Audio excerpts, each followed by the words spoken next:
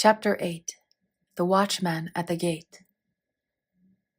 Also, I set watchmen over you, and hearken to the sound of the trumpet. Jeremiah 6:17. We must all have a watchman at the gate of our thoughts.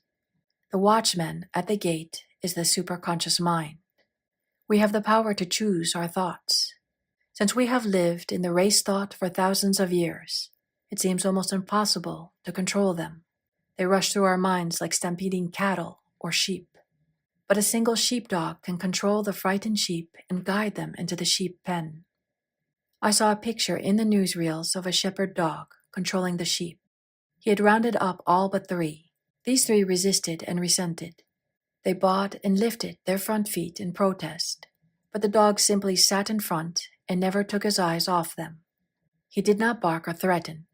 He just sat and looked his determination. In a little while, the sheep tossed their heads and went in the pen. We can learn to control our thoughts in the same way, by gentle determination, not force. We take an affirmation and repeat it continually while our thoughts are on the rampage. We cannot always control our thoughts, but we can control our words, and repetition impresses the subconscious, and we are then masters of the situation.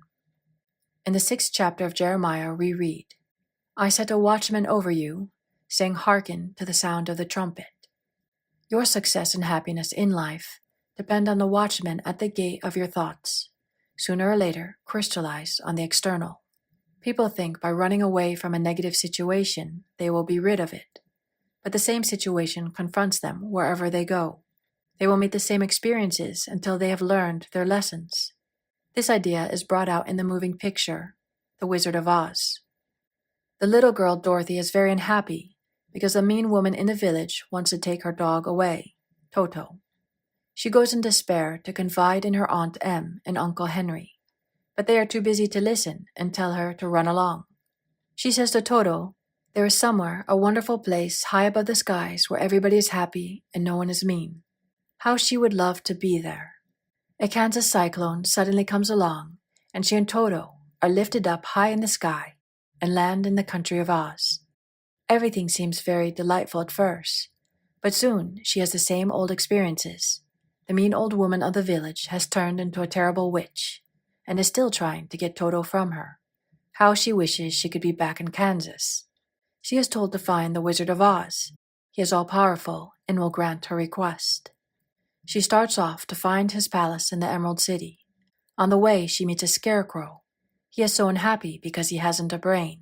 She meets a man made of tin, who is so unhappy because he hasn't a heart.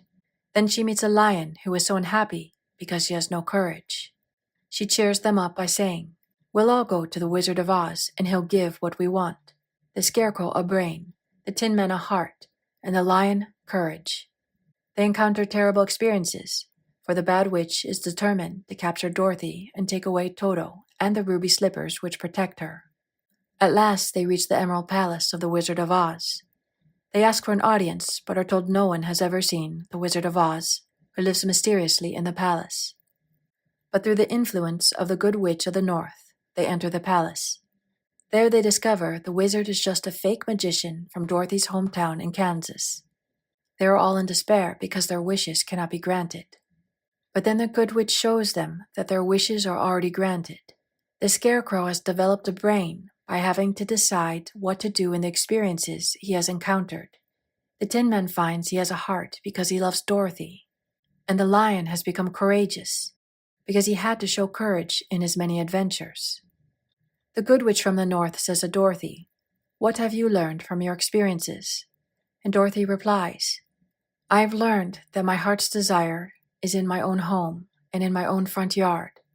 So the Good Witch waves her hand and Dorothy is at home again. She wakes up and finds that the scarecrow, the Tin Man, and the lion are the men who work on her uncle's farm. They are so glad to have her back. This story teaches you that if you run away, your problems will run after you. Be undisturbed by a situation, and it will fall away of its own weight. There is an occult law of indifference. None of these things move me. None of these things disturb me, we might say in modern language.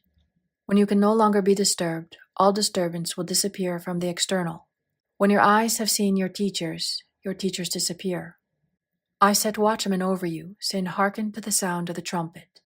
A trumpet is a musical instrument used in olden times to draw people's attention to something, to victory, to order. You will form the habit of giving attention to every thought and word when you realize their importance. The imagination, the scissors of the mind, is constantly cutting the events to come into your life. Many people are cutting out fear pictures, seeing things which are not divinely planned. With a single eye, man sees only the truth. He sees through evil, knowing that out of it comes good. He transmutes injustice into justice, and disarms his seeming enemy by sending goodwill. We read in Mythology of the Cyclops, a race of giants said to have inhabited Sicily.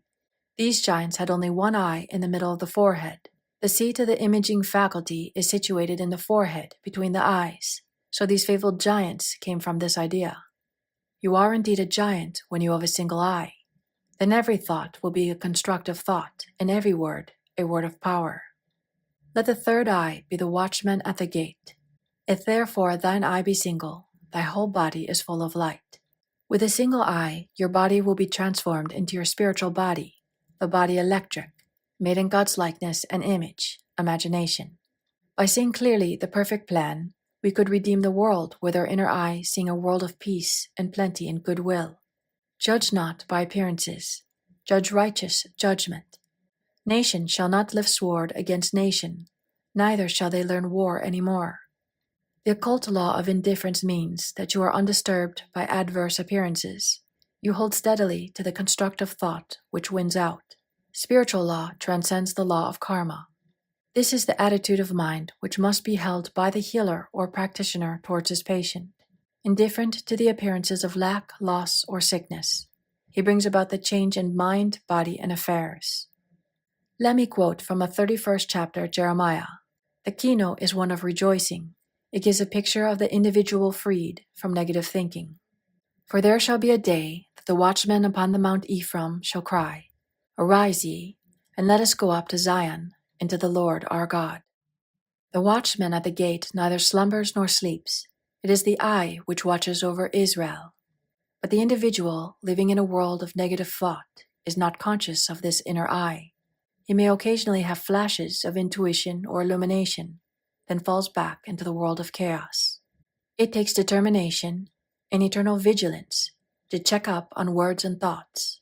Thoughts of fear, failure, resentment, and ill will must be dissolved and dissipated. Take this statement. Every plant my Father in heaven has not planted shall be rooted up. This gives you a vivid picture of rooting up weeds in a garden. They are thrown aside and dry up because they are without soil to nourish them. But the individual living in a world of negative thought is not conscious of this inner eye. You nourish negative thoughts by giving them your attention. Use the occult law of indifference and refuse to be interested. Soon you will starve out the army of all aliens. Divine ideas will crowd your consciousness. False ideas fade away, and you will desire only that which God desires through you. The Chinese have a proverb. The philosopher leaves the cut of his coat to the tailor. So leave the plan of your life to the divine designer, and you will find all conditions permanently perfect. The ground I am on is holy ground. I now expand rapidly into the divine plan of my life, where all conditions are permanently perfect.